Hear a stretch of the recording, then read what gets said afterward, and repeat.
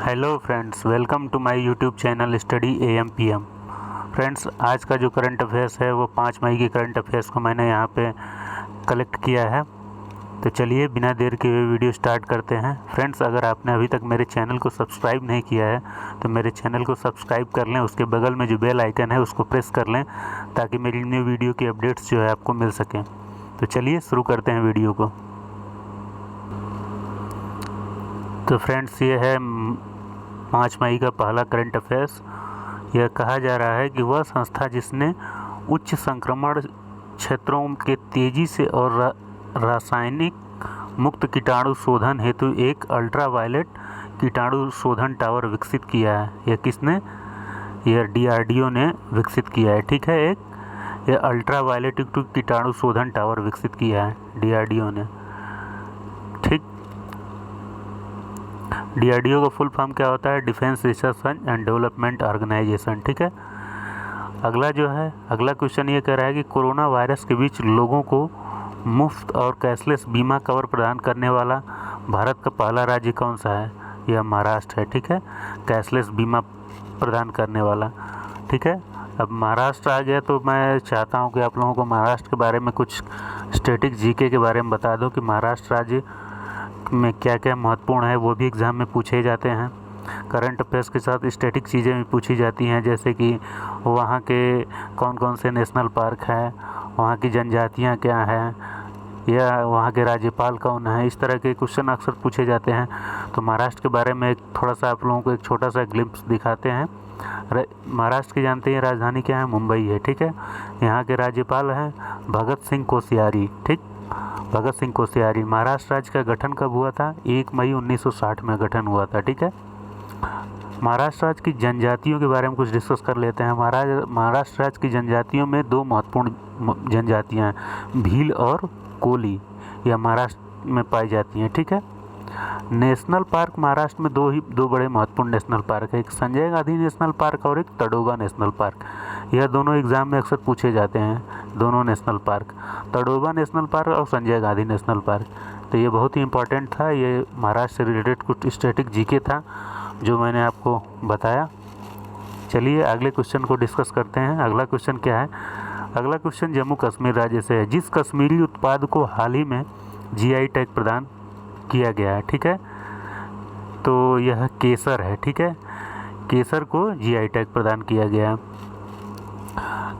जम्मू कश्मीर राज्य के बारे में तो थोड़ा जम्मू कश्मीर के भी GK के बारे में आप जान लीजिए कि जम्मू कश्मीर का भी थोड़ा बहुत स्टैटिक GK जो लोग मेरे चैनल को रोज़ व्यू कर रहे हैं तो उनके लिए तो ये, अगर लगातार मेरे वीडियोस को देख रहे हैं तब तो उनको ये सारी चीज़ें तैयार हो जाएंगी, लेकिन जो नए व्यूवर्स हैं उनके लिए मुझे वीडियो में बार बार बोलना पड़ता है। ठीक है, तो जो पुराने व्यूवर्स हैं वो परेशान ना हो, उनको ये सारी चीज़ें धीरे धीरे याद हो जाएंगी। ठीक है, तो चलिए डिस्कस करते हैं कुछ जम्मू कश्मीर की स्टैटिक GK के बारे में। जम्मू कश्मीर की राजधानी क्या है? श्रीनगर।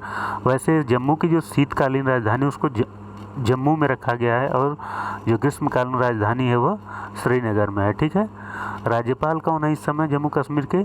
GC मुर्मू है। ठीक, GC मुर्मू। इस राज्य का गठन कब किया गया था? इस राज्य का गठन जो है 26 अक्टूबर 1947 में किया गया था। और कुछ चीज़ें देख लेते हैं। यहाँ पे बड़े ही इंपॉर्टेंट नेशनल पार्क्स हैं। ठीक है, नेशनल पार्क्स में दचीगाम है नेशनल पार्क है, किश्तवाड़ नेशनल पार्क है, बहुत ही इंपॉर्टेंट हेमिस नेशनल पार्क। दचीगाम और हेमिस अक्सर पूछे जाते हैं, ये कहाँ, ये नेशनल पार्क किस राज्य में स्थित है। अगला जो है कुछ वाइल्ड लाइफ सेंचुरीज़ के बारे में देख लेते हैं। वाइल्ड लाइफ सेंचुरी कौन है जम्मू कश्मीर में? गुलमर्ग। ठीक है, ये उतना इम्पोर्टेंट नहीं है, मैं आया तो बता दिया। ठीक है, चलिए अगले क्वेश्चन के बारे में देखते हैं। अगला क्वेश्चन क्या कह रहा है? देश की सबसे बड़ी तेल company Indian oil corporation IOC के नए चेयरमैन किसे नियुक्त किया गया है? श्रीकांत माधव वैद्य। ठीक है, इनका नाम याद रखिएगा, श्रीकांत माधव वैद्य।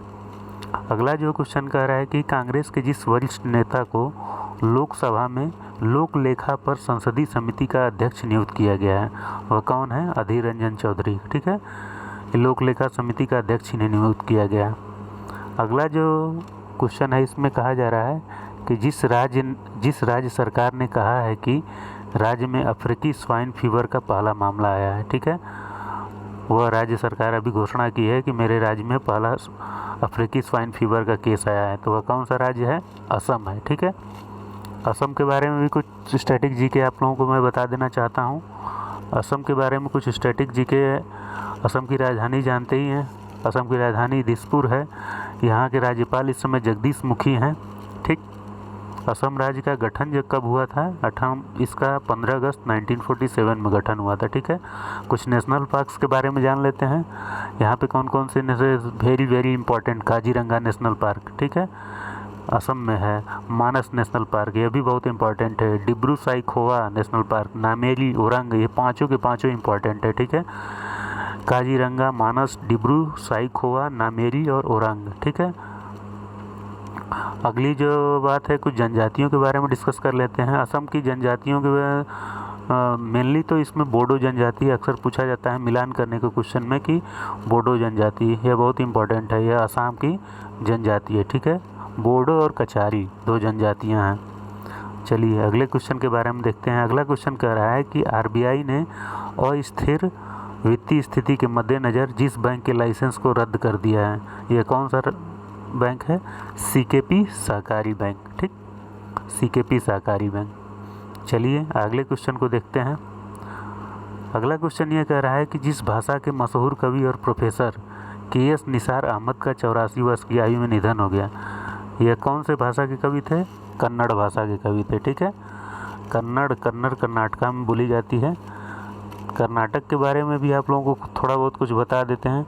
इसकी राजधानी जो है बंगलौर है। इस समय जो इसके राज्यपाल हैं वाजूभाई वाला हैं, ठीक। और इस राज्य का गठन कब हुआ था? 1 नवंबर 1956 में गठन हुआ था। कुछ नेशनल पार्क्स के बारे में जान लेते हैं। यहाँ भी बड़े इंपॉर्टेंट नेशनल पार्क हैं, सारे के सारे अक्सर एग्जाम में पूछे जाते हैं। Nagarhole national park, Bandipur national park, Anshi national park, Bannerghatta national park, Kudremukh national park, पाँचों के पाँचों इंपॉर्टेंट है। नागरहोल, बांदीपुर, अंसी नेशनल पार्क, बनरघट्टा, कुद्रेमुख, ठीक। कुछ वाइल्ड लाइफ सेंचुरी भी हैं, काबिनी है, दांडेली वाइल्ड लाइफ सेंचुरी है। ये उतने इम्पॉर्टेंट नहीं है लेकिन पूछ सकता है एग्ज़ाम में, ठीक है। तो अगले क्वेश्चन के बारे में चलते हैं। ये कुछ स्टैटिक जीके था करंट कर्नाटक राज्य से। चलिए अगले क्वेश्चन देखते हैं। अगला कह रहा है कि जिस राज्य में कोविड-19 संक्रमण रोकने के लिए ठिकरी पहरा का उपयोग किया जा रहा है, कौन सा राज्य है? पंजाब और हरियाणा, ठीक है। पंजाब हरियाणा के बारे में थोड़ा बहुत कुछ बता देते हैं।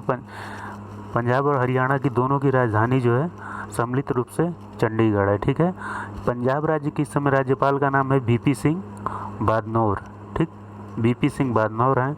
पंजाब राज्य का गठन कब हुआ था? 1 नवंबर 1966 में गठन हुआ था, ठीक है। कुछ नेशनल पार्क के बारे में जान लेते हैं। 2 नेशनल पार्क है, झज्जर और बचौली नेशनल पार्क, ठीक है। यहाँ पे एक वेटलैंड पाए जाते हैं, ठीक है, हरिके वेटलैंड, यह भी बड़ा इंपॉर्टेंट है, ठीक है। वेटलैंड को याद कर लीजिएगा, हरिके वेटलैंड। अगला जो था हरियाणा के बारे में तो मैंने बता ही दिया आपको। कुछ थोड़ी बहुत चीज़ें और भी बता देते हैं। इसकी राजधानी मैंने बता दी था कि इसकी राजधानी चंडीगढ़ है। हरियाणा के इस समय जो राज्यपाल हैं सत्यदेव नारायण आर्य हैं। हरियाणा राज्य का गठन जो है 1 नवंबर 1966 में हुआ था।